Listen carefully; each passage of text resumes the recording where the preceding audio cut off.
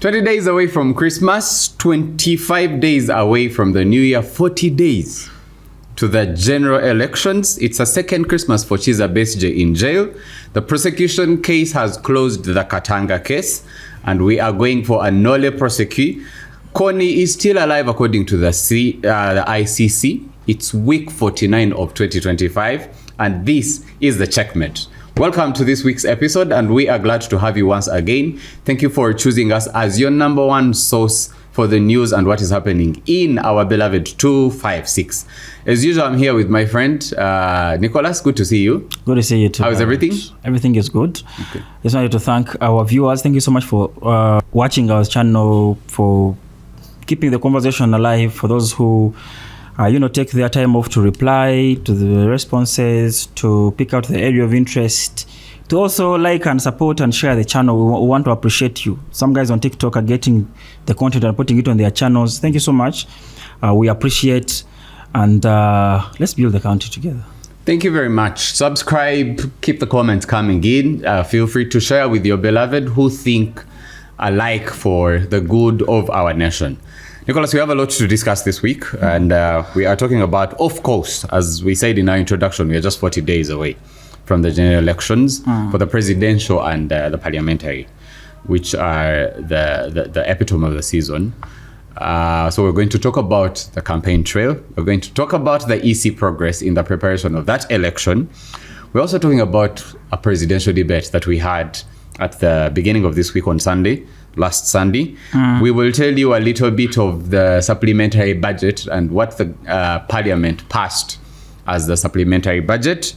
Those details are coming in this show. We will also tell you about the NUP defections and what is the story behind those defections. We will also talk about the return of the court martial that has been fully constituted by the appointments of the president in a letter addressed to the CDF. And finally, Nicholas will tell us a little bit about the Rwanda-DRC peace agreement that was signed in the United States of America, supervised by the big old Trump. This is the checkmate, and Nicholas, let's just dig right into it.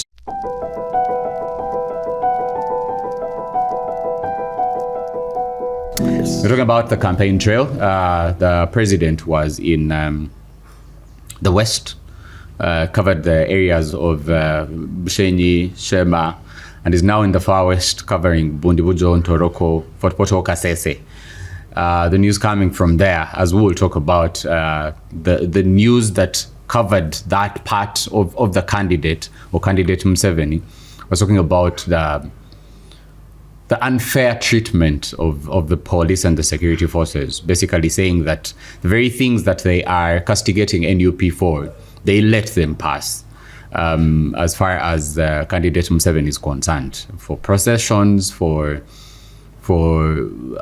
assistance that is received. We saw pictures of police trucks ferrying supporters who just joined the procession. On the other hand, Bobi Wine he crossed, first had a campaign trail a little bit in the central before going up, and he's held a few campaigns with, of course, the news, the usual news coming through about how the police deals with him. I think even yesterday there was a blockage of where they were supposed to have a night over before they have their campaign in Gulu today, and that's the story that has not ended. So before we talk about the presidential debate, what is there to pick from the campaign trail or the news that made headlines as far as our election is concerned? Thank you, Harold, and good day, our viewers, from wherever you're watching us from and whatever time it is over there. Now, I was in the West this week and came back yesterday, and it's all yellow.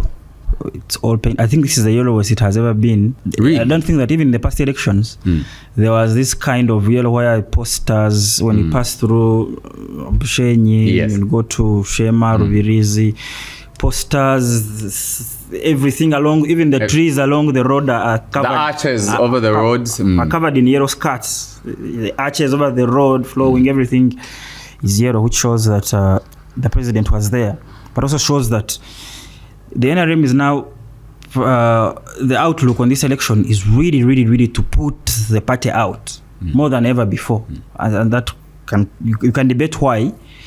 They are trying to paint the whole west as the whole, not just west, everywhere that they go. Actually, the places you would enter into, then when you leave the west, you start to come a little bit into the central, then you now notice that Museveni has not been here, because you can still see a little bit of red posters, a little bit of other candidates. Then you know that he hasn't. The modus operandi of this campaign of the NRM is that when the president is coming to an area, paint everything yellow. No, not just paint everything yellow. First, remove everything that is of a different color. And who is removing them? Security forces on video. I remember the pictures and the videos that came through from Bale. I think. Yes, and even Ginger. Many places, So you have. I think there's that. First of all, deface the place, make it neutral. Now plant, so that when maybe the big man comes, he has a semblance of this is support. I don't know if at that level it is strategic from him. Or the mobilizers are saying, we need to make the president realize that he still has Busheng, he still has Mbara, he still has Iganga, he still has Rubirizi and the likes.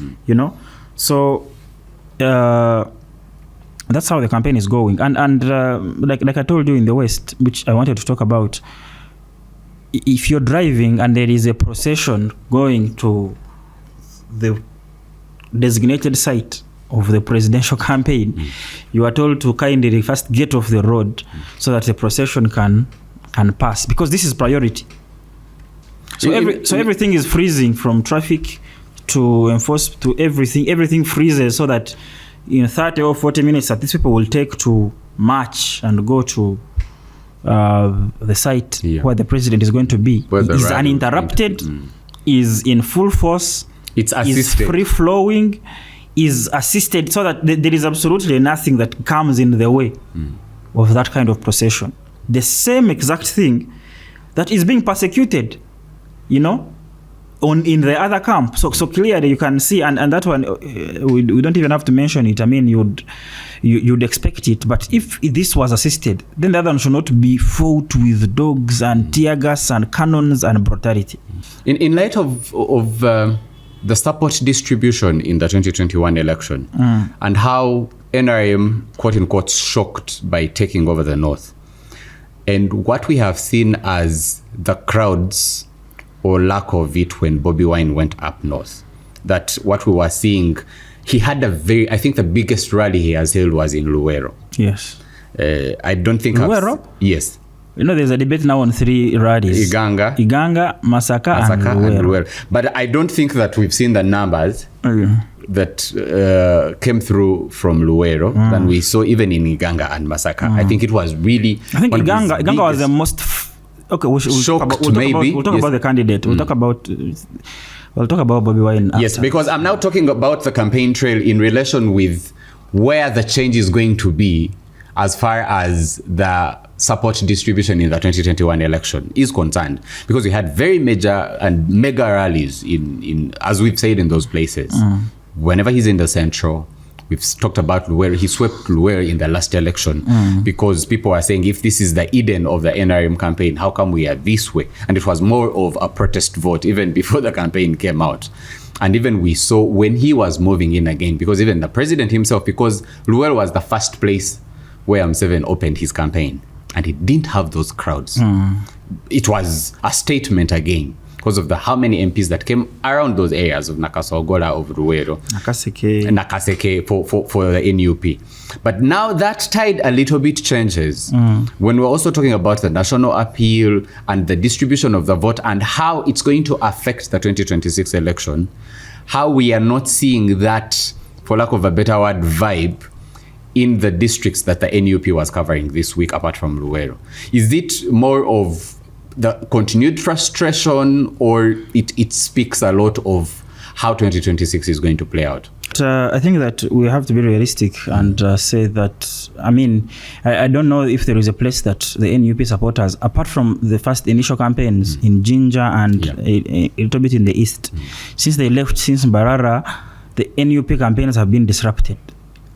Apart from maybe Masaka, And okay, where disruption was on a minimum. When we say apart from, we don't mean that, it was all everyone do what you want. Do what you want. No, this was less violence, less frustration. You know, just those delay tactics of pass this side where it is very far. I think Masaka tactically, honestly, and I think that was a tactical decision because those people, you see, a crowd like Ruwero, like Masaka, like these are frenzy.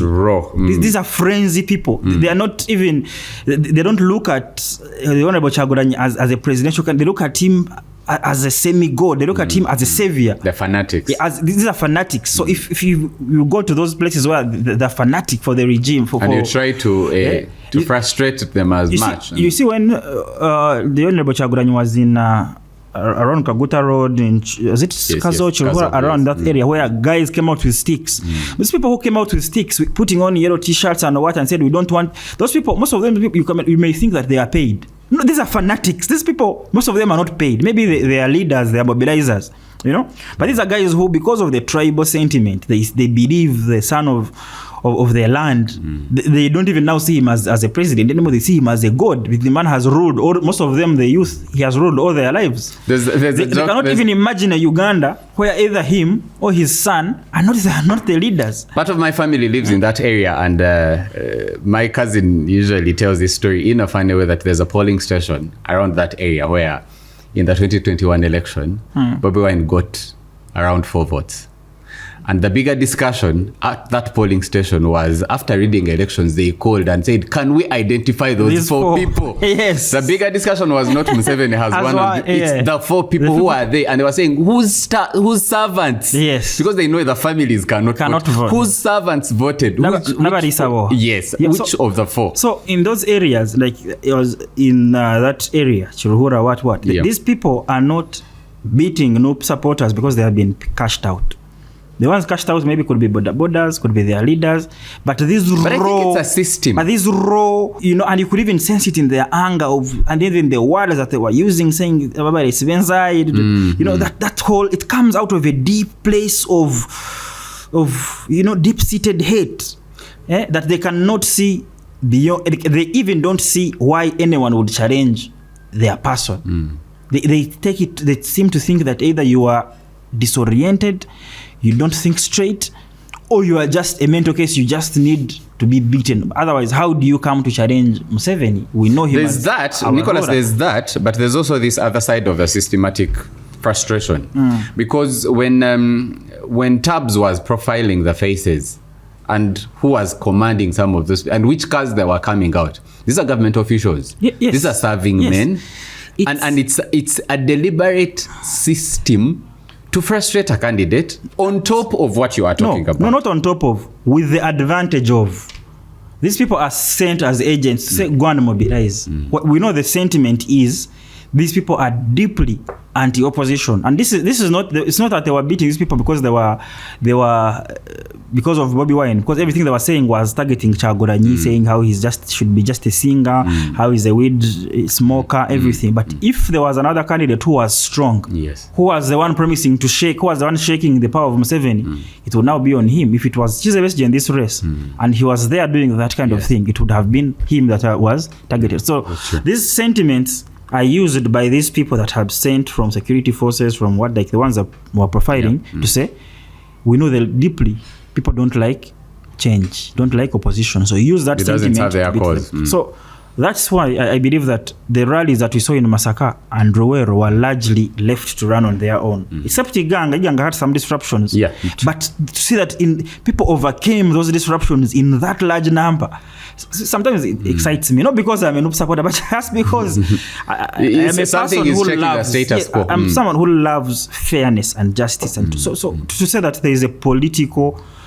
I saw the Honorable Kyagulanyi telling people, guys, do you guys really know that there is a campaign program that we are campaigning? I am a presidential candidate. Like guys are looking at him stonewalled. They don't. I don't know. Maybe if they even know what it means that I have a right to hold a rally in this place. We are holding a rally in this place. He's trying the stance to say that there are no bad policemen, they are bad commanders. No, can you imagine someone reaching a level of starting to tell you the basics that, guys, maybe they told you that this is a rebel, the way you're treated, maybe they told you this is no, we're in a legal, legitimate campaign season. I'm supposed to campaign here today. There is no reason why munteka kamanya agoge muntadeko. It's shocking how the news has moved on from, for example, the gentleman that was shot when this campaign was in Kayunga. And we move on, and it's a campaign season, and it continues to play on. Police does not even come to issue an explanation. No, police has issued explanations. For example, we are talking about the gentleman that was shot dead. Nicholas, a person was killed. And explanations that have been offered are generalized. And what explanations are they? Stop political candidates, stop processions, stop provoking security forces, stop disobeying security forces. And they were directly addressing one candidate. And when the candidate says, guys, do whatever thing to protect yourself, say now you are inciting them. Then I saw the Electoral Commission saying about the same things. Yes. I saw UPDF saying that avoid tribal sentiments. UPDF saying avoid tribal. What tribal sentiments when you beat these people? You incite them. And I'm going to come, I want you to touch something that I've seen in the north. And you see, this country, Harold, is grinding dangerous. It's grinding to a halt. Dangerously. Why? Because back in what it has been security forces, vis-a-vis the people, the opposition or the people. So you see it as police army problem. What I saw yesterday deployed as the Honorable Chagoyentoy to go to Elego to campaign at the border was these people come dressed in NRM t-shirts. I don't know who has devised this evil plan, because now it's going to be when the battle shifts to people. When the battle shifts to one sector of people versus the other sector of people. That's a very dangerous It's a very dangerous battle, because now we don't see it as security forces. We see it as people against a people. So why are those security forces dressed in NRM shirts? I cannot verify that but they didn't look like they were security forces. And that's why if they were security forces, then I would be saying, okay, maybe. But the fact that they were just people, villagers in the village, in NRM t-shirts, coming to disrupt. We have started going to a politics of radicalization, because the point that, because if you push these people to a corner every day, every time, that's a dangerous train to jump on. Set dogs on them, do everything to them, and you reach a level of provocation. You see, even if someone came, let's say, attacked you in your house and they are thieves, they can provoke you. Actually, there's a biblical story I've remembered of Ben-Hadad and Ahab. For our viewers who don't remember that story, Ben-Hadad was a strong king, and Ahab was... At the time, the army was not... Yeah, at the time, the army was a little bit weak. And he came and started to make demands. And so he said, if you don't want us to attack you, because he had made an alliance with about 40 kings. Yes. If you don't want us to attack you, give us this. Give us all your silver, all your gold. The man said, okay, it's all yours. Please surrender. Said, give us. Then they came back and said, give us your wives, give us what? The man said, okay, I have accepted to give you all my wives. Until the demand involved. Then the man kept, you see, the intimidation kept increasing until Ben-Hadad said, okay, now we don't want to stop there. Give us also the wives of your soldiers, of your commanders, of your captains. And when we consulted, the men told him, you know what? This time, no. Are we stronger than them? No. But is our alliance bigger than theirs? No. But we cannot take this kind of humiliation to this level. And you must have, even when you persecute, you must have a certain level of dignity that you live with these people. Exactly.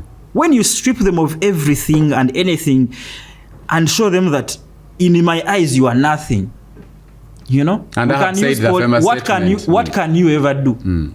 What can you ever do? And that's the level that we have come to. I get you.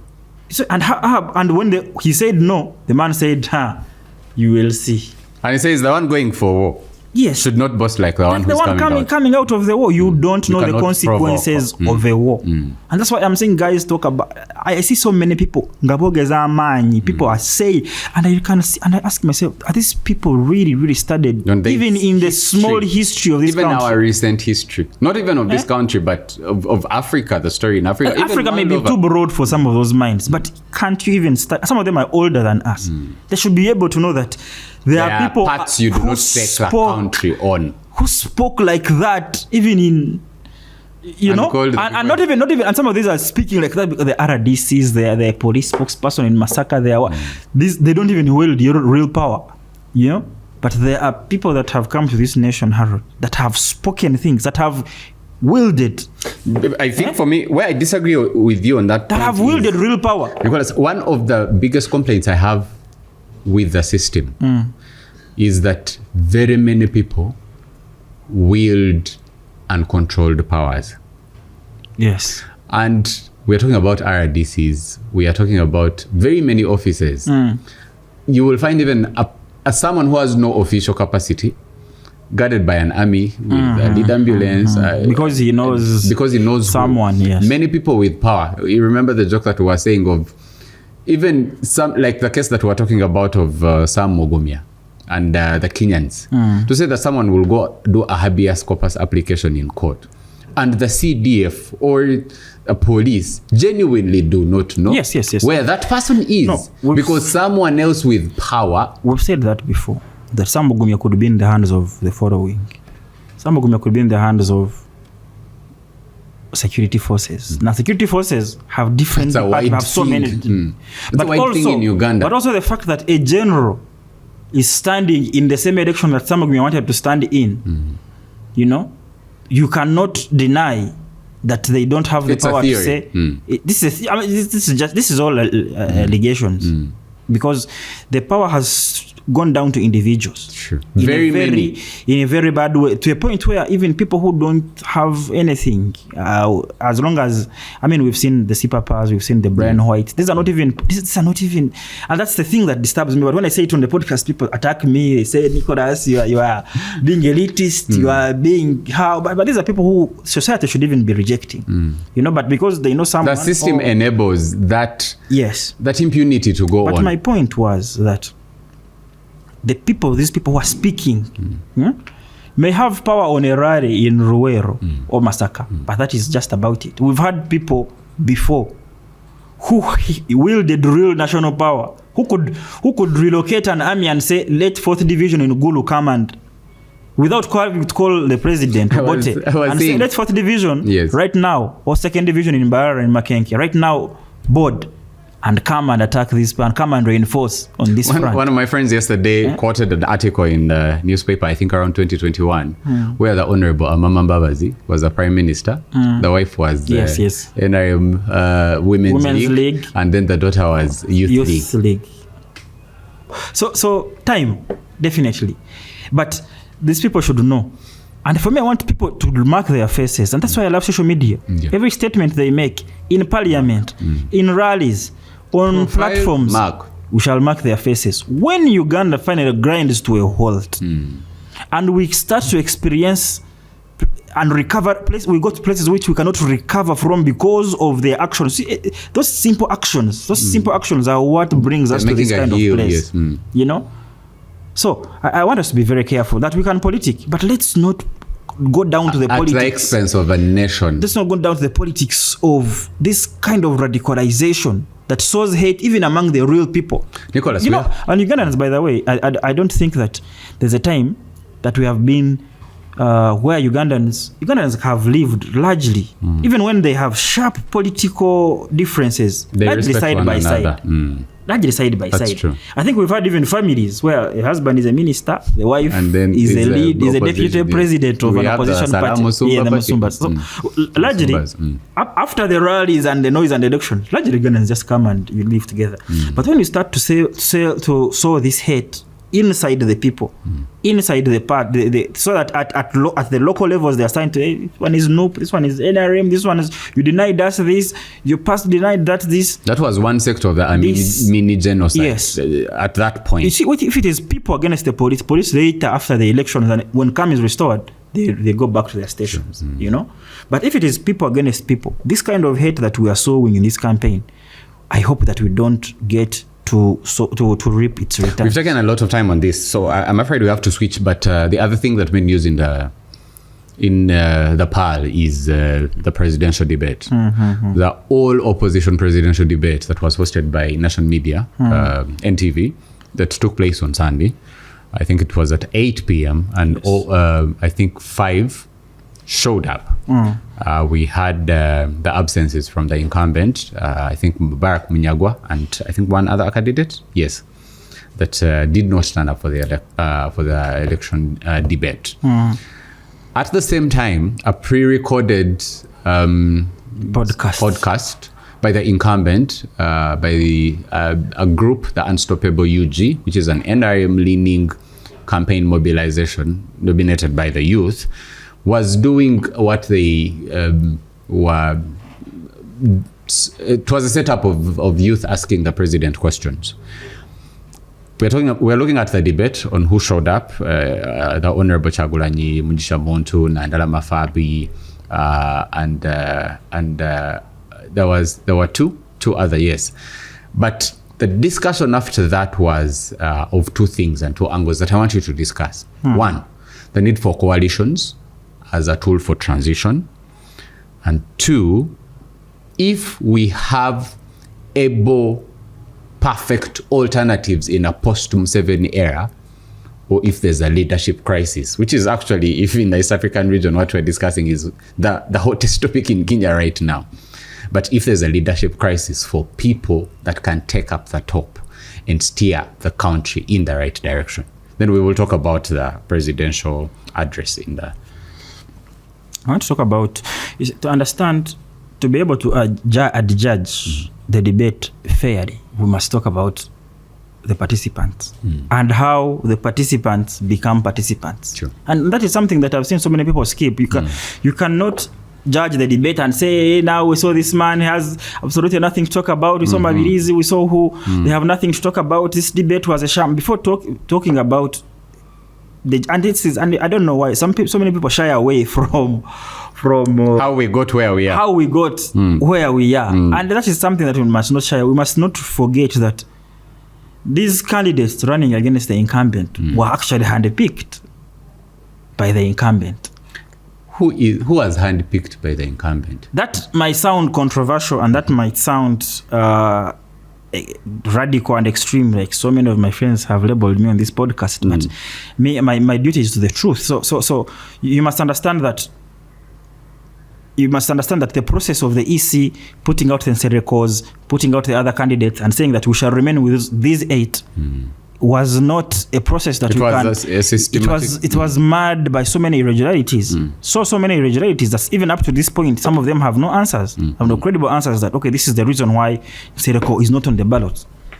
So if a person is going to choose who opposes him, how they oppose him, and what they use to oppose him, then at the end you want to judge the process. Say, okay, according to the election, it's like now someone I've seen. Of course, some of these guys, most of them will just be working for lunch and supper, and for them they don't mind. It's their job. And so they put a large rally of the incumbent, and then put, a stopover of another candidate. Not even a stopover. It could be even a rally. And say now compare the crowds. You see, I'm telling you that.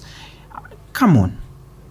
And these are is it early prep to rig an election? And some of these people are people that understand. They know what is going on. They know that these candidates, people were stopped. They were tear gassed. Dogs were unleashed on them. Money was involved. They were demobilized. Okay, demobilizing and money, for me, I have no problem with that, because that is a tool of... You see, electioneering is not... It's not a fair... Especially in the third world. It's not... Politics in and of itself, even at the highest levels, even in the first world, yes, it has so many underhand things. Buying people, alliances. So you cannot, if people are paid to stay away, it's part of the game. It's part of the game. Exactly. That is okay. That is okay that people have been paid to go to stay away. I have absolutely no problem with it. What is not okay is to brutalize those who say we are going to come. It's to beat them like they are dogs, that they are not citizens of the country. This country belongs to everyone.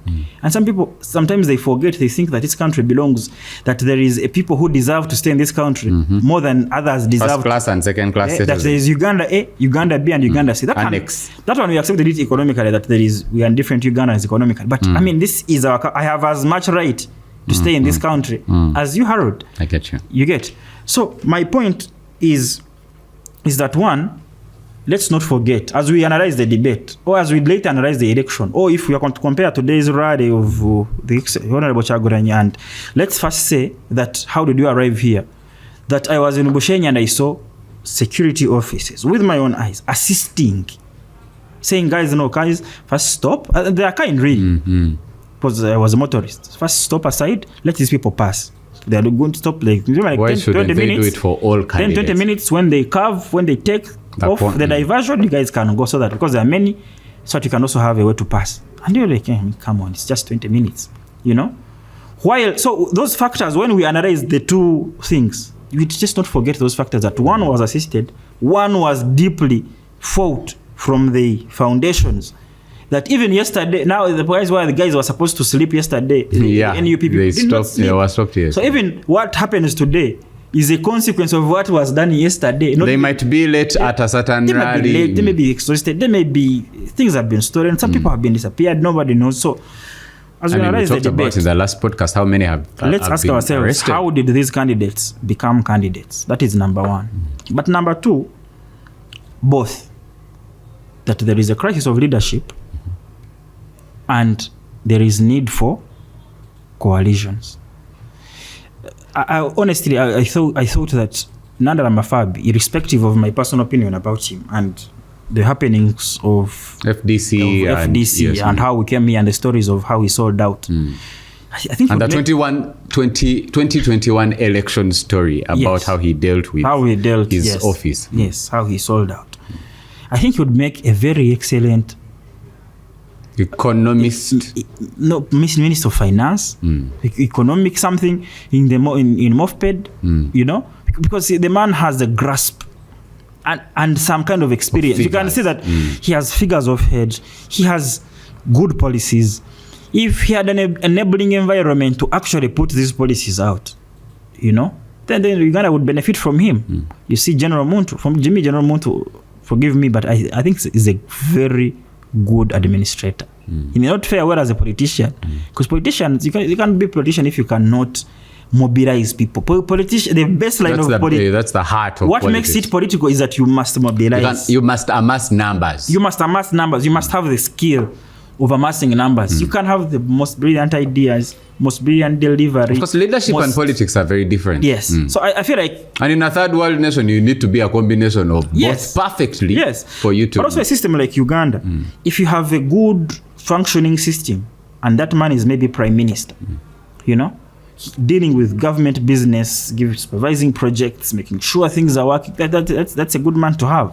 Can influence the system and bring the change that people are craving for. Yes. So I think that what our system robbed us of is that we cannot have, because I mean the NRM, you see, politics is not emotion, and we should know as Ugandans, especially change-seeking Ugandans, yes, true, that nobody will allow you to mobilize the way have a coalition. Ought to be. I was studying recently about the death of remember the Interparty Cooperation. Yes, iPod. The iPod. And its death, and some of its children were the Betty Kamias of this world, who later became. So people post-mortem was maybe some of these people were there to just. They had already sold out, but they were there to just bring the inside information and everything. So political coalition now in Uganda is very hard.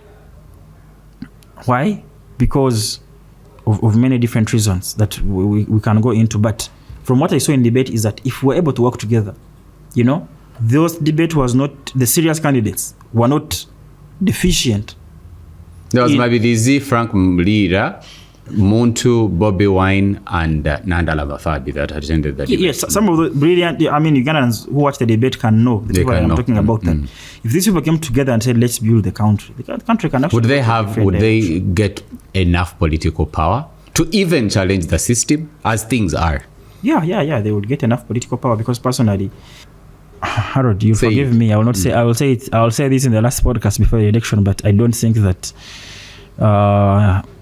That you don't think there will be a change coming through the next election? No. If political power is in numbers, sure. You know, and I don't see that there is a way. The person who wins this election, who will win in January, is going to have scored 50% plus 1. They will win, but they will not have 50% plus 1.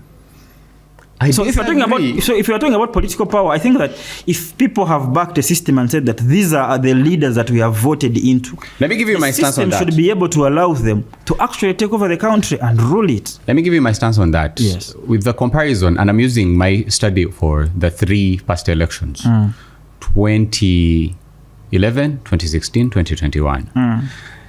When a coalition was tried in 2016, I think with Mama Mbabazi being the face of it, it didn't go through because of what we were talking about. And I remember some analysts saying that the reality was some opposition leaders were okay being main opposition leaders, not targeting to take power. We must understand the Ugandan election with what comes with support and what comes with what people have called the unfair practices, that rigging and everything that defines the election. That for a candidate not to ensure that the incumbent makes 50 plus 1, you have to beat 2 things. Have annoyingly large numbers like Besigye did in 2006. No one can do. 2011, I think. 6 and 11. 11 and 16. 11 and 16. Yes, 11 and 16. Yes, thank you. To say, and then 2, what was missing in the Besigye campaign was after numbers. How do you convince people who are enabling the system that makes the election unfair believe with you to create that fairness? As long as that component is missing, you cannot have a 50 plus 1 failure from the incumbent in a Ugandan setting. Because everything that you are talking about, everything any change-seeking force wants in Bobi Wine, Besigye was, in terms of numbers and mobilization. The missing bit is someone to make an RDC that we are talking about, to make an EC official, to make someone who's doing biometrics. Any system that you think and accuse the government of using to rig an election, think and believe in the change, not to enable that system. I don't think that the Honorable Kyagulanyi is going to deliver that. Well, Harold, I think maybe I misunderstood your question before when you asked me about political power. I either misunderstood it or I judged it differently, because for me, I thought you were talking about do they have the will of the people, or if it is to score, because the will of the people is communicated through a ballot and a vote, and how it turns out there's that system that those two are different. Exactly. That what people have communicated in the ballot, in a basin with a tick, read out by the EC or the power at hand. That beating that system is a very different debate. It's a very different debate, and today we may not have time to get into it, because when we get into it, we have to talk about some really radical things. That's true. That perhaps we're not ready to talk about. But when people give you their will, you know, at will level or voting level, you understand? I think that people have spoken quite a number of times that we need surely a different face to lead this country. To go to Entebbe. Yes. So the continued denial of that from manifesting, I think that the next question should be, what is the next step when this will continually gets denied? Gets denied. What is, you have gone, you have voted, you've done everything, but the people you have voted into have not been allowed to take over. Fairly, do you think, apart from considering what the official record is, what the allegations were about the fairness of the last election, do you think Museveni won the last election, 2021? I believe he did.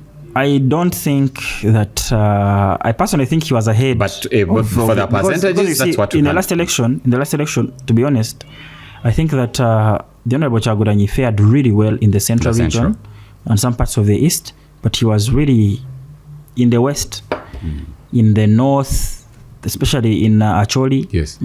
West Nile, yes. West Nile, yes. But Acholi, sub-region, Karamoja, the west, Acholi, Karamoja. Even the east? In part of the east, went to FDC, some of them stayed FDC. Then the ones who were frustrated by FDC who went to NRM. Yes. I don't think that, it's debatable if the one who was announced got 50 plus 1%, but I don't think that. I actually believe he did. I don't think but I understand where you're coming from. Because those regions, those are many votes, even if you say this central region is the most populous, I think that. But looking at the numbers now on the crowds, you can see a very big difference in his fortunes.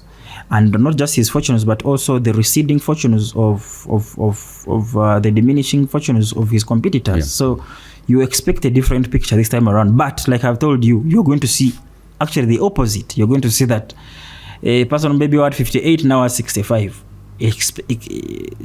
Although on the things, I think both of us will say percentages, and the one who's closer are very different. Will give the other one 500,000. I am ready to, but that will be off. Yeah. Well, I mean, let's switch to the debate. The debate. I think we have to take it with a pinch of salt. Although, of course, there were some candidates that clearly, I mean, the national. I think this is the thing hope. About this is you see, it brings hope to people to see that there are alternative leaders. Democracy is the way it is, and sometimes it can excite you, sometimes it can annoy you. That I have the right, also, Nicholas. No experience. My experience is largely in my mind, according to what I have read. It's self-judgment to say I'm able let people's voice be heard. I can also put in my papers, and next time I am a presidential candidate and do I have the experience? Do I have what it takes to run a nation? I don't have, but democracy allows me. So, I mean, some candidates you find on the debate who really you can say that maybe they should have stood as an LC3 chairperson, maybe LC5, maybe an MP at most. But they said, let me take on. But that's the beauty of democracy, as you started. That's the beauty of everyone who thinks that they are available to be an option. Yes, but the question is, are those the best Ugandans? Is someone being so I wanted to use that to say that someone being a presidential candidate does not mean that they are the cream de la cream of leadership in Uganda. Not necessarily. There are so many people who would be on the ballot now who would have attempted to be on the ballot who cannot because they know how the system operates. Or they are comfortable with what they have, and they don't feel the need for patriotism. They are not able to take the next leap forward because the next leap is actually a big leap. Yeah, true. So they say, let me settle here. And because democracy enables this kind of thing, some people come to just be popular, to just put a name, and others you'll hear so many other theories about their candidature. But I mean, what can you do? Democracy is democracy. Nicholas, the government we are talking about, and you didn't talk about the podcast. Maybe there's no time for that. I think our time is fast spent. We spent a little bit on long, but the podcast was what it was. I think the highlight for me was our president's take and view on IT and the internet and social media, which I think to him are more leisure leaning and peripheral, as opposed to instruments that can drive a change that we want to see.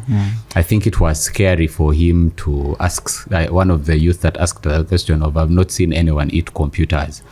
Even this young man from America, he was referring to Bill Gates, saying, I saw him, he eats food, not computers. If Harold, you could allow me just 1 minute to just... Please, in a minute. And that is exactly what we're talking about. And he said he will ask Variomonsi. When we start to think about the internet, when our thinking is still agrarian, you know, societies have moved from that kind of place where everything is just about can you eat. We are still looking at the basics, is that nobody eats computers, which means that we are living in a times hand to mouth of a candidate ruling for 40 years, canvassing for votes, and his immediate thought is that, are these people having food? Food cannot be, after 40 years, surely, sincerely, we cannot see. It's like I mean, you know how we grow, and you're an old person, and the all that you have is just for basic needs.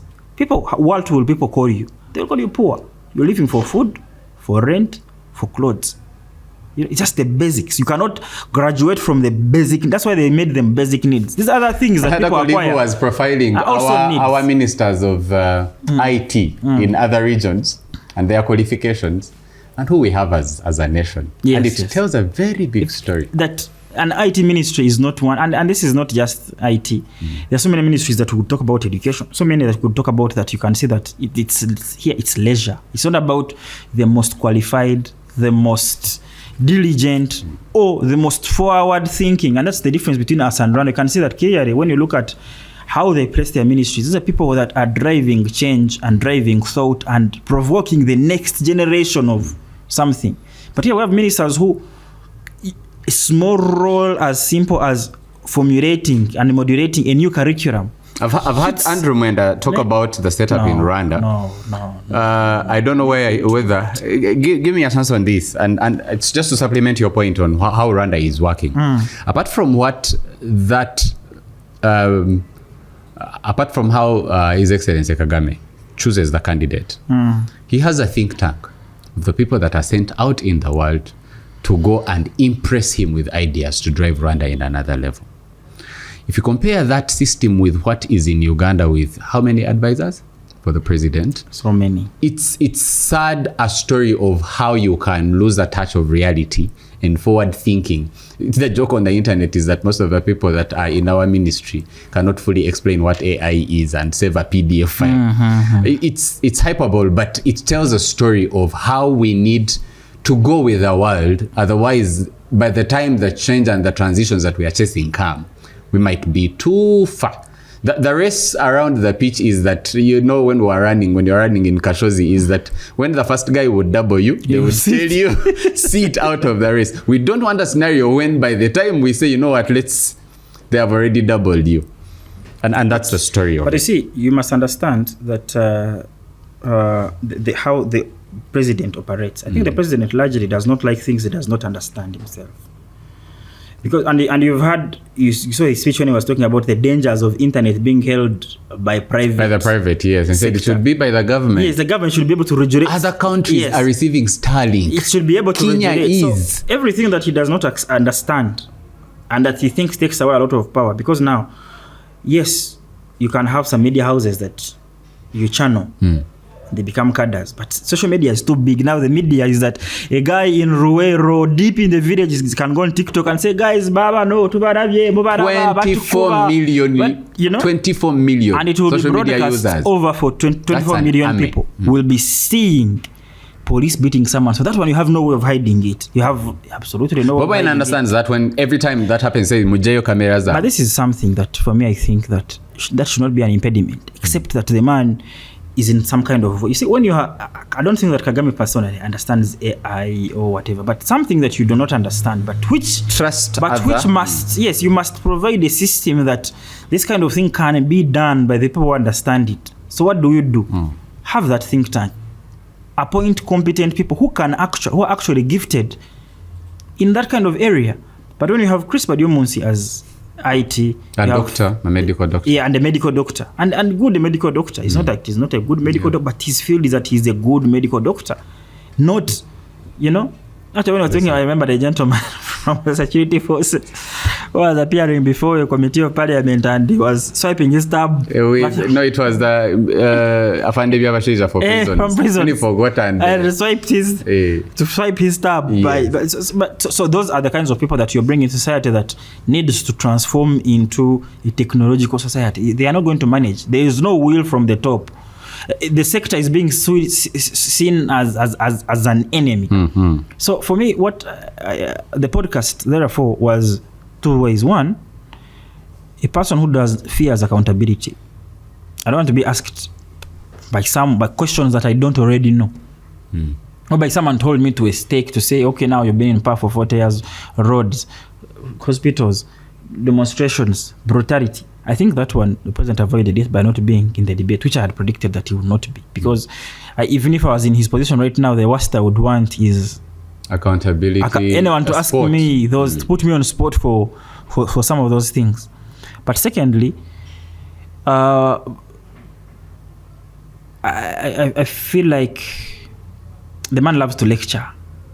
The man loves you to sit back and he lets you know what his thought process is, not you interjecting with difficult questions. So that was as far comes with age. So that was as far as I saw the podcast vis-a-vis the debate. We have to switch, Nicholas, and for the rest of the topics we'll be rushing through them. I need your comment on what the Daily Monitor of December 3rd quoted as the election-inspired supplementary.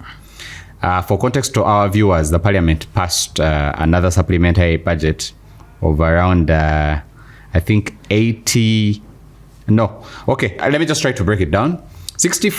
565 billion is going to the State House. as classified expenditure, welfare, logistics, infrastructure, and special operations by the president. Most of the commentators have said that's unheard of in a week of less than 40 days to an election. We are just financing one party. We have 460 billion going to the Electoral Commission. This is money for ballot papers, biometric systems, and creation of 15,256 polling stations. This has raised dust a lot. That 40 days to an election, the Electoral Commission has not purchased biometrics, the biometric system. It has not trained the users, and it's still creating polling stations after verification of voters. We have 160 billion that is going to State House, different from the 565. This one is classified expenditure requirements, wages for staff transferred from Patriotism Department under the Office of the President and the State House. Nicholas Hold to be pissed. We have 4.182 billion. Payment to service providers for apple seedlings in 19 districts under the defunct NUDs. Hold to be pissed. 59.6 billion essential health services to cater for the shortfalls created by the withdrawal of USAID funding. USAID funding, for context, was withdrawn before we read our budget. So it was not a shocker planning to require a supplementary budget. 305 billion, Ministry of Defense and Veteran Affairs, that is classified expenditure, and election security. Nicholas, capitalization of UPDF Mbuya Hospital, welfare and maintenance of the equipment. This is the peak. Part of that supplementary budget is to give bonuses to URA staff. Well, I think that sometimes people judge me unfairly when they say that sometimes I appear angry on this podcast. And I appreciate the feedback that comes from so many corners. And as a people who take responsibility, we want to say that we are not angry. You know, we're actually very happy people. But sometimes you listen to something, we are people of conviction. It's the conviction that sometimes gets you worked up, because when you see the state of affairs in the country, we can either hide our heads under the sand like an ostrich and pretend that danger is not coming, or we can actually look into the eye and say, no guys, sincerely, there is no one who will see the breakdown of that a supplementary budget and know that and think that there's absolutely nothing political, nothing shady about those expenses. Atiak sugar, 2025, you're still giving Atiak sugar money. Yeah, you have money to pay bonuses. I saw one for funding roofing's power substation in industrial area. Funding private companies that make profit, don't declare no profit. It's not a PPP. We're just funding them. You get? But EC also coming out to say that 5 weeks to the election, you need 469 billion. You have 15,000 polling stations to still designate. 15,000 polling stations, all right. Yeah? Biometric machines you've not bought, not trained people to do. 40 days. When I saw that, I remembered the story of the census and said, when we will come back here, I'm good enough these things are being recorded. You know, I remember how, and the president said that where the biometric does not work, those people will not vote. Can you imagine? And I remember. We are grinding, like I've told you, Harold, dangerously close. At least let people vote and give them and tell them that on this polling station, if they voted... We are somersaulting on a cliff. If they voted 70-30%, tell them no, it was 50-50 or 20. At least tell them, when you voted for the candidate that is least popular. But to say that a whole entire area is not going to vote. And I'm sure you already know the places that are going to be targeted, where the people feel that the opposition has a lot of support. When you disenfranchise people in this kind of manner, even when you plan to do it in an educated manner, a manner that still puts... Subtle. And that's why I am shocked. And maybe we'll talk about it when we talk about... Thinking about it, when we talk about maybe political defections, that Museveni has started to operate in this kind of... Because this is not Museveni. You know, but I understand that... And if you study the man Museveni, you see that he has kept on changing from time to time. from a person, if you look at the military, for example, his biggest pride was how the military was professional. You know, how it could be separated from politics. When you listen to him in the bush in 1986, in 1990, then slowly by slowly, MPs are in parliament. Let me pause you on that and ask you a question, Nicholas. And it's related to this economics and our previous topic.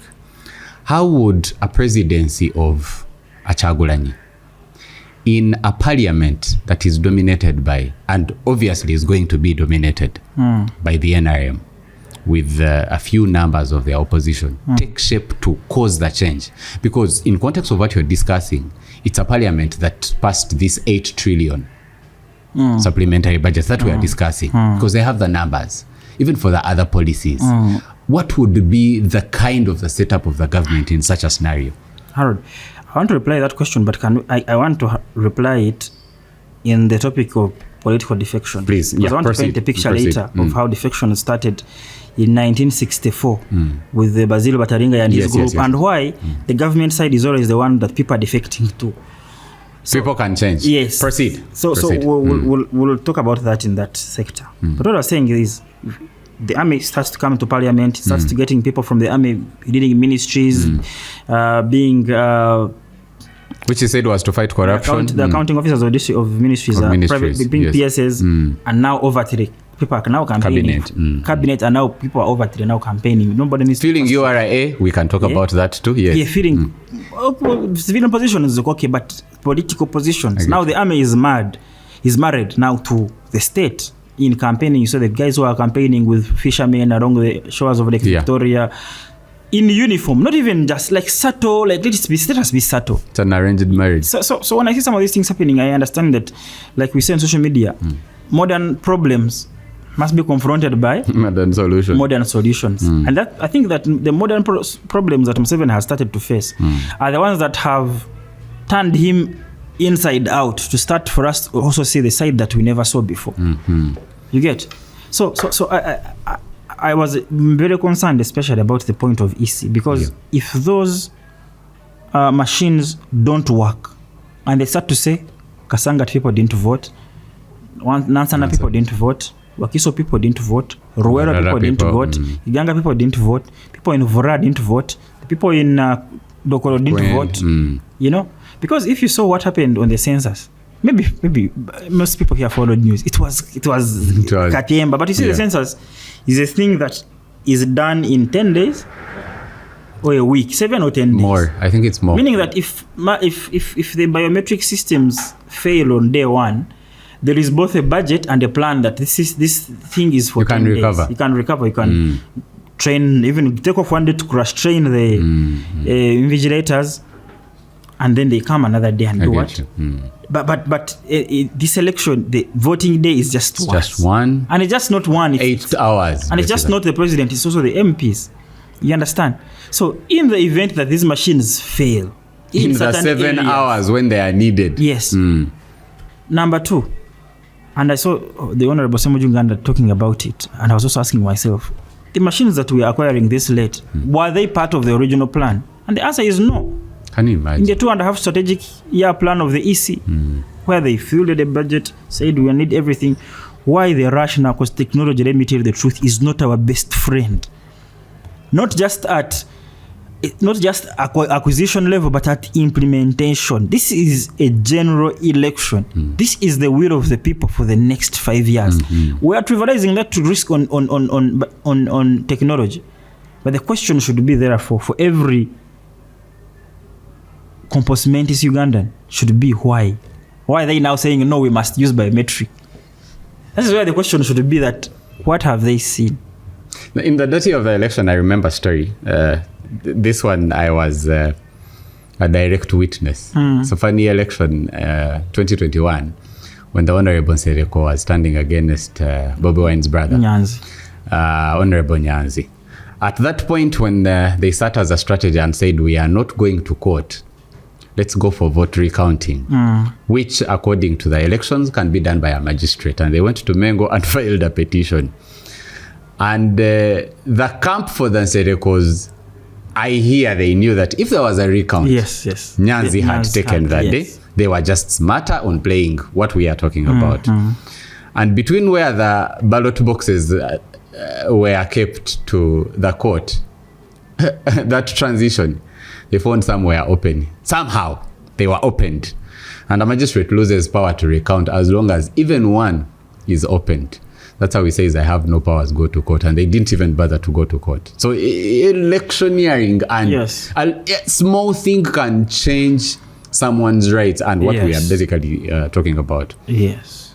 I don't think that is supplementary budget. And we're a country that has now a very big appetite. Even what scares me most is the borrowing. The borrowing bit. Because this is an 8 trillion from external and local commercial banks to fund this supplementary. On top of the 32 trillion that was approved for borrowing in the same budget. This has driven Uganda's budget from 72 trillion to now 78. The appetite to borrow, not to borrow to do, because if you're borrowing, let's say in private life, you should, if you're borrowing these sums and this risk, it should be to offset something foundational, basic, rent, something you cannot do without. But if you're borrowing to pay allowances, you're borrowing to fund private businesses, you're borrowing to add money into bottomless pits like Atiak Sugar and the likes that keep taking money. No accountability, no progress, no reports from the what should be the supervisory units of PPPs. Absolutely nothing, but we keep borrowing to put money into that. If we are borrowing to build, we've talked about that when we borrow to build the road. We've talked about how we run a deficit, but how we are, and how borrowing to a certain level is healthy for our kind of countries to continue to function. But when you look at what we are borrowing to do, you can clearly see that it's not priority, which begs the question, and you're not the only one seeing it. I liken our government to an old indisciplined father who's suspected of killing his wife in the late 90s. And this father has 10 sons and has a small contract in the mines. He only takes 3 sons to the mines and the other 7 remain at home.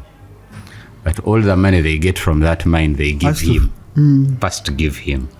Funny thing is that the people, he drinks all the money. And he drinks with the 2 of the sons that stay at home and does not drink with those who go with him in the mine. Because he needs them sober. He needs them sober to work. And when they ask, he points them that he's giving them shelter over and over again. It's a very worrying place for how much we are borrowing and the repeated process. And I get a sense that as we conclude this, that even the technocrats that would advise against it, they might not come out to either advise against it because they want to protect their paycheck, or they will not be heard. And it keeps going on over and over again. And it's a very worrying process that should concern every Ugandan. Should. I think we should switch to the next topic, which is the NUP defections that I need you to address.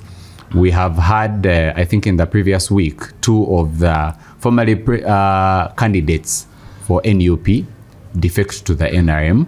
We have had even the former, I think we saw the Deputy Speaker announce one of the NUP nominees that were nominated to stand against him.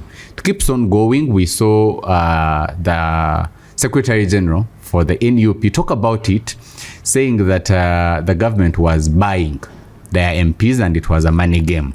And he says, for instance, the regime has been approaching NUP candidates to buy them out of the race. For parliamentary candidates, the offer is 500 million.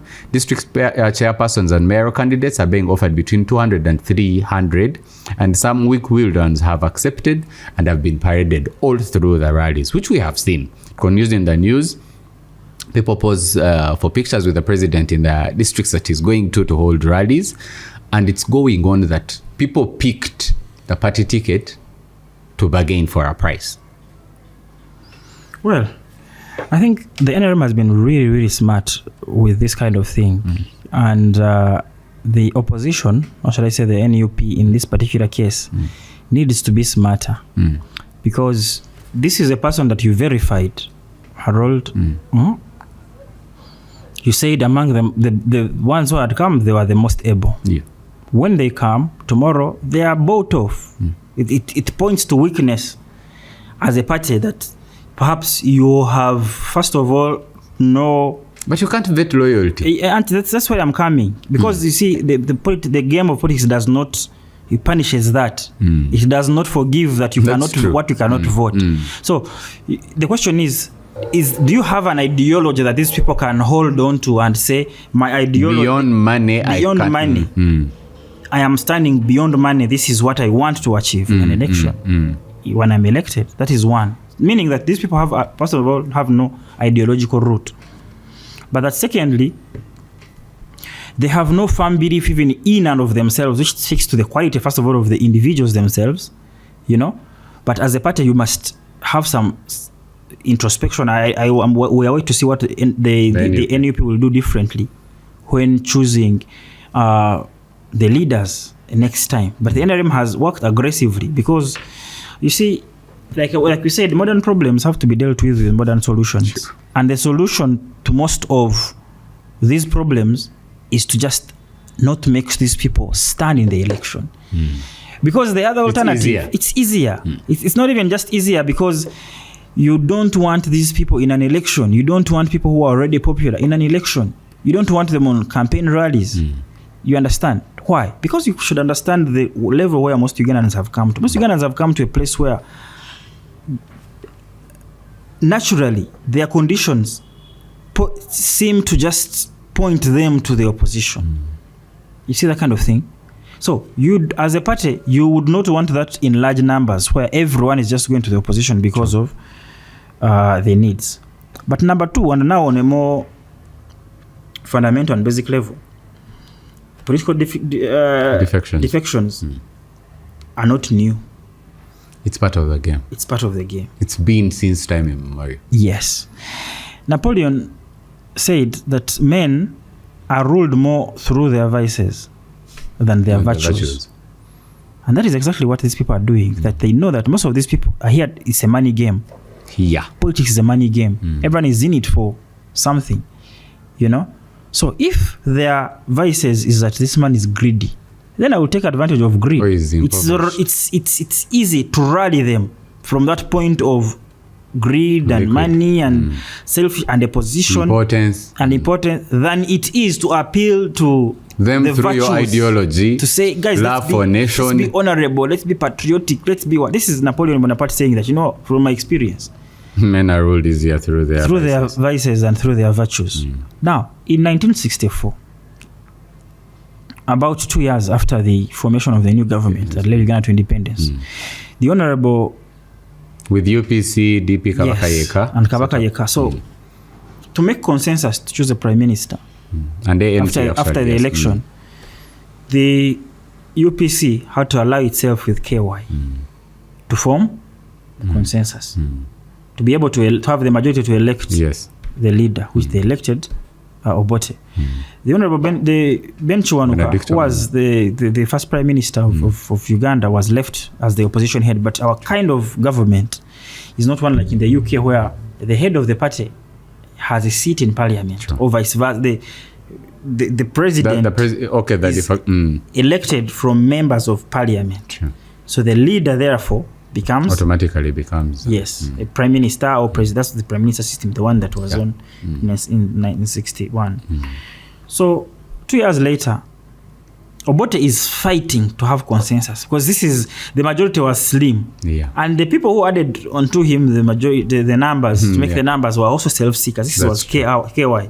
They had their own ambitions for Buganda. They had their own interests for Buganda. They were zealots and fanatics. They were chasing their own thing. So Obote really actually, Obote one was a life of struggle. Actually, both Obote regimes were just regimes of struggle.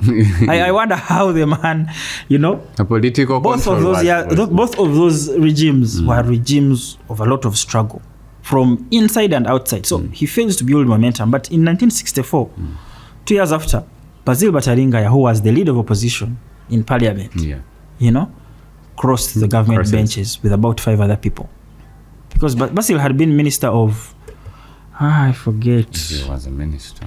I forget in DP. Yes. In 61 in the first government of Ben Chiwanuka. Now, when it comes to power, because of the winner takes it all here in Africa, The government is the one that has He opportunities. was Minister of Internal Affairs. That was now after he had defected. After the This is defection, after he yes. defects, you know. In the previous, he must have had a place in the previous government of Ben Chiwanoka. Government has the money, has the positions, has the influence, has everything. So a man of talent like Basil sees these opportunities and says, I don't know how being stuck in this system as just a leader of opposition in a government does not appeal to him. Does not appeal to... He's a skilled administrator, he's a good politician, but he does not see how both his talents or time are used well when he remains on the opposition benches in parliament. So he crosses the benches in 64. He was actually the Minister of Local Government. Local government, yes. Local government before. Now, when he crosses, what reward does he get? He becomes now Minister of Internal Affairs. And his colleagues are also rewarded. Yes, the 5. Accordingly. And that begins the process of these political defections. And that's why I was answering your question earlier of if right now, if the top changed, if the top became red. Yes, the top became red. And the August House is predominantly yellow. He got a hold of powers. If he got a grasp of everything in the nation, apart from the August House, I am telling you that soon enough, either the radicalism of the yellow camp will die down, or soon enough, these people will come. We don't have party loyalties here. We don't have virtues. Because of the ideology gap. Our politicians don't have virtues. And I was telling you, and this I discuss it while discussing political defections. Some of these guys that are defecting are NUP people. You understand that kind of thing? And to take it at a different level that people will not love me talking about this podcast is that this, but it was not the first leader of opposition to cross during his tenure. We have seen it in this, even here. Except this one, it's subtle, covert and subtle. But we saw the man crossing and started to get awarded money that he has not worked for, being defended, being kept in position by the people that he is supposed to. These are supposed to be adversaries. It's supposed to be debating. It's supposed to be on the... And how do you know that this is actually the right person? Is that there is vileness. There is coming from the other camp. It's vile. Sure. Not that politics should be that, but in our kind of setting. So Basil crosses, gets and becomes one of the most committed to the point where he was going to arrest, because being a Minister of Internal Affairs, he was the army and police were under him. So the late gentleman who died of Fumbi, I forget his name. Rumors have it that Amin killed him, who was the leader of police. Was it called Oboth? And of course, Idi Amin were under his docket, and he was actually planning to arrest Amin in those days when the president flew to Singapore. Yes, I remember. And because of the internal happenings the early days before in Kampala, he was that lawyer that because of the internal happenings in Kampala that he saw, he wanted to get on a flight and go to Singapore to warn Obote. To say, Obote, you must come back now, otherwise the man... Because something is blue. But it was too late. And that's why when they got him, they tortured him. And they killed him. Dismembered him and put his body on shore in Barara. Put his head on shore. You know? I think as a sign of this, these are the people we want to deal with. Yes. So, was actually one of the first people that was killed by the army regime. Because I mean, he was their direct adversary. After Obote, he was one of their most direct adversaries. You know, so he was caught unaware in the line of fire. So defection starts from there. In 1980, after the general election, that was also very heated, and also Obote is trying to find consensus in the army, in the executive, in the parliament. There's so many DP people. About a year later also, so many MPs from Busoga in Kamuri, the large public, you know, and they were making this very public, the same way they are doing now at rallies, to just show that the UPC is now in control, the DP is weak.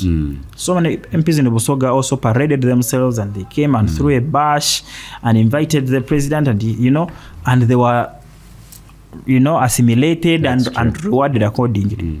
You get?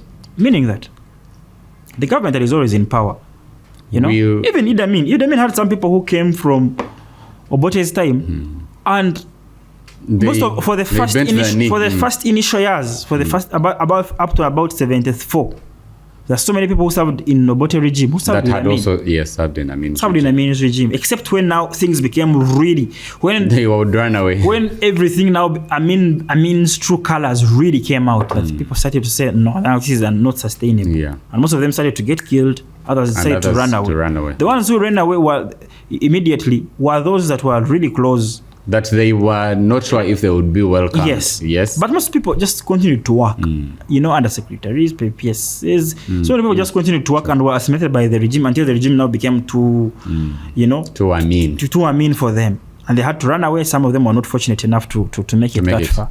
So the party that is in power always yield, because of its monopoly on resources, will always attract these defections. And these defections, we're not seeing the last of them.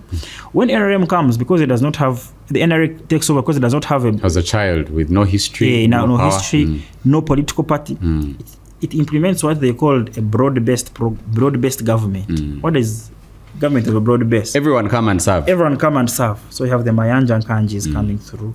You have the Sam Kutesas. Yes. Sam Kutesa was UPC. He beat Museveni. Chivenji, you have all those people. Yes. Chivenji had come to UPM.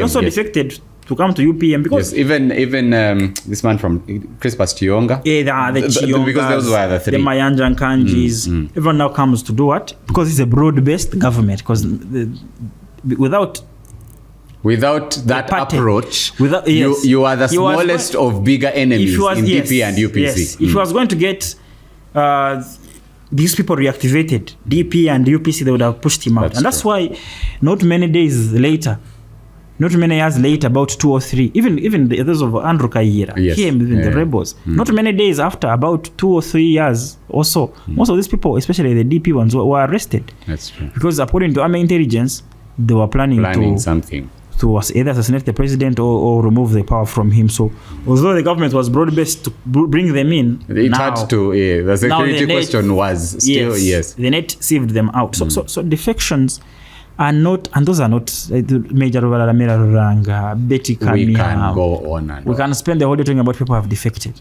Now, when the ruling government monopolizes power, resources, purpose, because when we discussed, I think we've talked about it many times about the FDC. If you look at people like Abdul Katuntu, you look at people like Asumani Basalirwa, it was not FDC really. Anita Among, the Tayebwa, I have a different thing, because for them, I have a different angle to things. But when you look at the ones that were really, really strong and grounded, the Betty Kamias, in the ideology of what FDC stood there was a place of purpose. That in it, their purpose was to serve their country, and they longed, always coming. Do you classify Mao in the same cluster? Yes. Honestly, Mao. Honestly, the people who have known Mao for long have known that he was a man of conviction. He was actually a man of conviction. Mao was a man of conviction from the days of university. I've watched, I think, some clips of his debates. Seen people write about his famous race with Nobo Mayombo. Yes, Nobo Mayombo. This was a man of conviction and patriotism, and who I think also believed at some point that he's destined to take the high office of this land, but being sidelined, leading a party that now does not even have. And he was seen as an alien, non-Buganda, leaning at one point. I think at some point it takes a toll on these people. The ones of purpose. I'm talking about the ones of purpose. Who not really, for personal strategy. Not really, I want to serve my country. So those ones eventually say, you know what, name Fachi. My purpose, I feel like I should lead in one of these positions, but I don't have a way I will with FDC. So they just easily give up. But the new crop, which I wanted to put the people you asked about in a minute, Nicholas, is that the new crop is really now about money. Why? Because politics has become a place where most people are running for two things: money and yes, the power. I was going to put up with the protection. Yes, you know. I think it is very unfair, and I hope that they will reap the rewards of their labor. We won't, thank you, Nicholas. We won't have time to tell you about the return of the court martial. Unfortunately, our time is fast spent.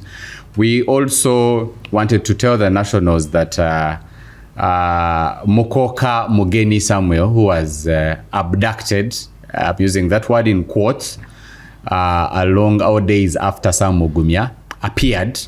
And Nicholas, that is an MP from Busia municipality, of course, with PFA, former FDC member, was and has been charged with misprision of treason, also linked to Kizza Besigye's story. It's one of the stories that we'll maybe discuss in our next podcast on these, and also that the NUP, including the NUP spokesperson, that bail was denied and they returned to court on the 22nd of December. It's one of the stories that we'll cover. But finally, Nicholas, in a minute or two, tell the viewers about something that we believe also affects Uganda and the regional peace, the Rwanda-DRC Peace Pact. At the White House, of course, with non-participation of the M23, two presidents appearing at State House to sign a peace agreement. Most of the commentators and why it made news was, why in America? And two, why are you ceding the national interest? Because Trump did not hide anything about it. He says, yes, we will get some benefits of access to minerals for the good of the American people. And then also the attitude of the president, if you're a person of optics. Kagame didn't look in Chekedi's eyes all through or didn't talk to him. They didn't. It was hostile. It was of Gwe. And also the reality of the peace agreement, that whilst they were signing, and in what would have been ceasefire, on the ground fighting was continuing.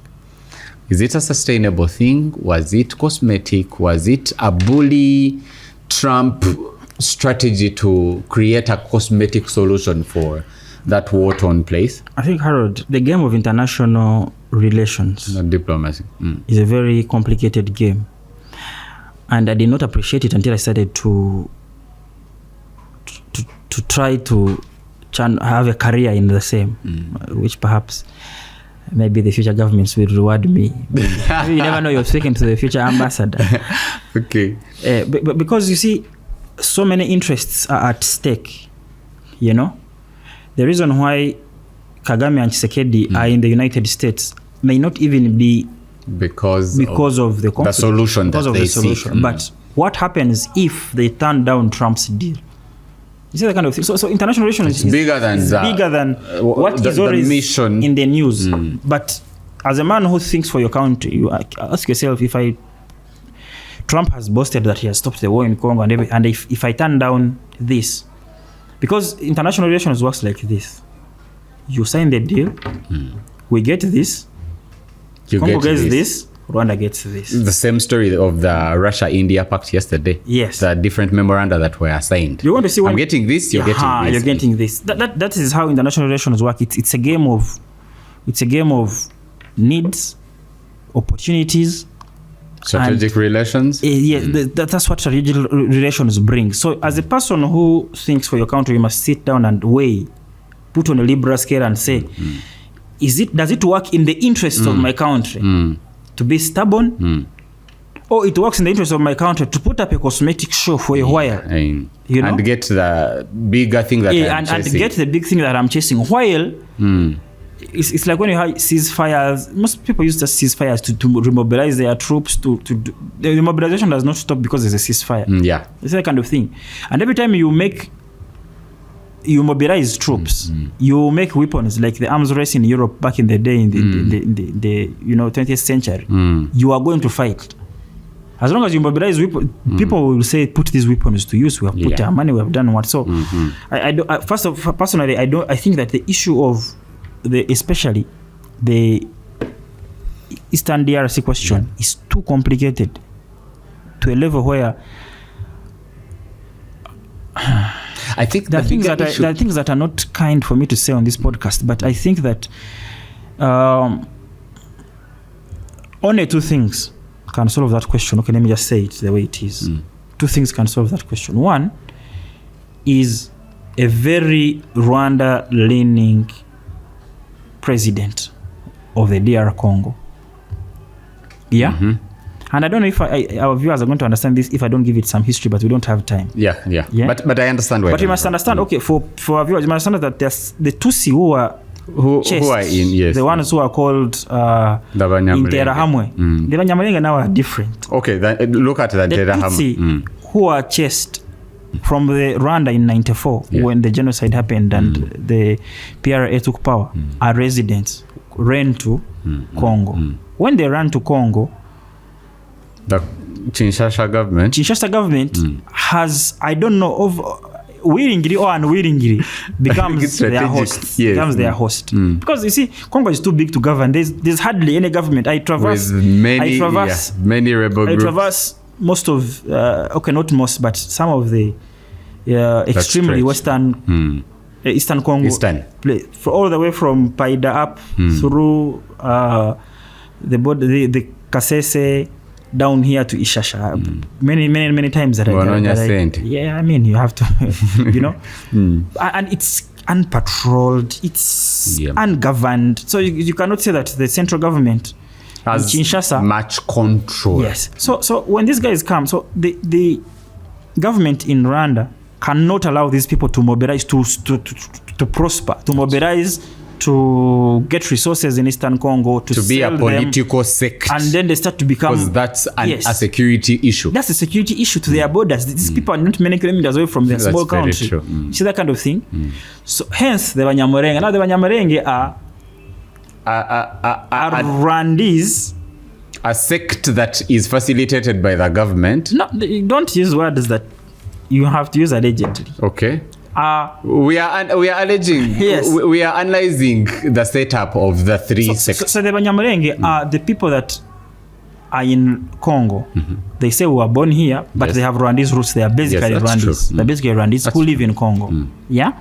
They say, for us, we are born here, and we are fighting for the liberation of this region. So what is happening is that the government in Kigali has to put a buffer zone between the risk border, that we have just talked about, between its borders and these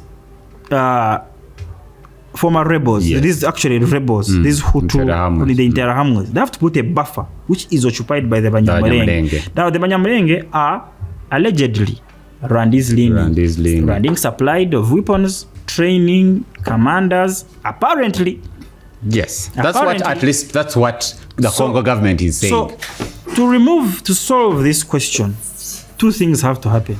Change in Kinshasa. There has to be a change in Kinshasa, and they say, let's actively hunt for up to the last Interahamwe and assassinate them. And that's a mini genocide. Definitely. You know? Either imprison or kill, let's hunt for the even if they say they're in wherever. Dismantle the setup in that region. And that is assuming they have that power to do it, because the vast amounts of Congo remain largely, the power from Kinshasa hardly reaches some of these areas. You know, that's why it becomes a rebel base for so many different rebel groups. So that is one possibility. Second possibility is a change in the Kigali government. That's true. Where they have a very good don't have a fear of the Interahamwe. They have a very good relationship with the Kinshasa government, that this security problem is solved through diplomacy, that is otherwise usage of these two groups. The change in Kigali has to be a change that is not afraid, does not see the Interahamwe as a threat, which means it has to be Hutu leadership. And which I see both possibilities as being, maybe the Congolese very slim. Are very slim. So this instability is going to continue as long as these fears and all these political demographics continue to play out in the region. But the bigger picture of this, and this is the last one, is it's also the play of the M23, who have now seized from the comfort of the area they control, and they seem to be on a march to Kinshasa. That is putting pressure on the government. That is what they have to. This is not the first time that Rwandese-backed troops are allegedly are knocking on the doors of Kinshasa. That's a story of the DRC government. That's what it's saying. On the doors of Kinshasa. They have done it twice again. Remember when they had to call in Angolan troops to stop them? They were on the verge. They were actually in Kinshasa. General... Excuse me. I forgot his name. Recently he was designated. These are old people. And in both the first and second Congo War, so that would not be the first time that this count. But also you must understand from Rwanda's perspective why you cannot have a neighbor who keeps... and with their size vis-a-vis the size of... Because you remember, Harold, let me put it in Ugandan perspective. When Uganda when Konya was still hiding in South Sudan, in that region, Yes. the Ugandan government was accusing Sudan, Omar al-Bashir, Yes, at the time. of facilitating the Congolese, the LRA. the NRA rebels. LRA. On the other hand, which was true really, if you have now read the history, the rumor was that, the allegation was that Museveni's government, SPLA. Kampala, was also supporting SPLA. SPLA. You know why? Because also me, from Museveni, I want South Sudan. I can count on. Yes, because I know if South Sudan gets its own independence, they will expel Konye. I fight him from the south, they expel him from the north. I am safe. Now he runs to Central African Now Republic. He runs elsewhere. Which that's why played out for... That's why Konye could not now stay. The government in Kampala. Because the government in South Sudan could not allow him because they were friends. Garang was actually really a very close friend. And it was unfortunate that he died on Museveni's watch. Very unfortunate. But he was a close friend of Museveni. And so that is the same way. Now imagine Sudan had remained one and Konya is in Sudan. Yeah. You know? Same scenario. Or the SPLA had now retreated to Arua, Gulu, and they were here. So it's just pretty much the same situation. So it's a very complicated war. And it was going to go on until very fundamental pillars are shaken. Both in Kigali and in Kinshasa. Parting shots. Parting shots is that we are getting to the season. Yeah. So like I always say, guys, let's take responsibility. This country is in our hands. Create a future for our children that we shall be proud of. So participate, vote, go on a rally, register to vote, be a good citizen. Thank you very much for making your time. I will also tell our viewers and their comment that me and you are in a certain Christmas production. Yes. And we'll tell you about the roles maybe in our next episode of Checkmate 256. But thank you very much for watching. Keep the comments coming in. Subscribe. Share the link to different people because the mission is to create an informed population that is leaning towards the beauty of this country and setting the nation for our future children and their children. So thank you until the next episode. We're out.